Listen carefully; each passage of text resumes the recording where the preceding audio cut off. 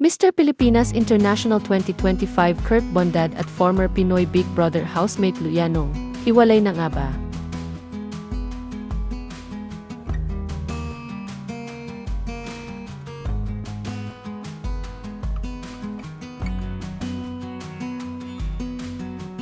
Kapwa modelo sina Mr. Pilipinas International 2025 Kurt Bondad at former Pinoy Big Brother housemate Lou Yanong.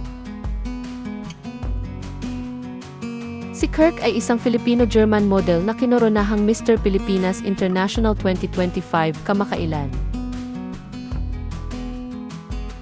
Una namang nakilala si Lou bilang housemate sa Pinoy Big Brother 8 at pinasok kalaunan ang showbiz.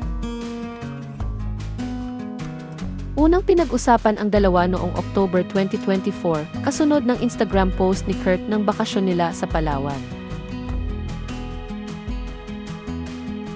Bagamat hindi kinumpirma ng kampo ng dalawa kung may namamagitan nga ba sa kanila, makikita naman sa kanilang social media posts na lagi silang magkasama.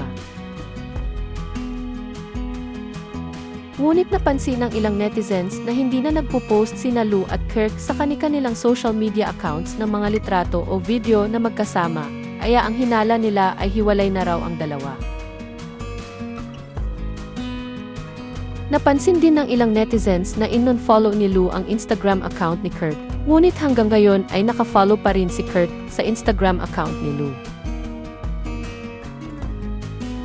Kaya ang tanong ng ilang netizens, hiwalay na nga ba ang dalawa?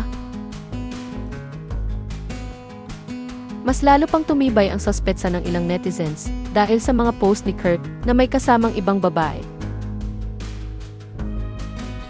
Namataan ang modelo at ang sinasabing babae sa isang event trip sa La Union.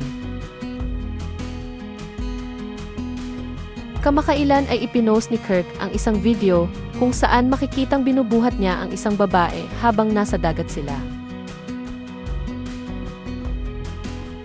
Hindi naman tiyak kung may ugnayan na nga ang modelo at ang babaeng kasama nito sa La Union. Kaya naman sa comment section ng post ni Kirk sa Instagram ay tinatanong ng ilang netizens kung nasaan si Lou at kung wala na nga ba sila.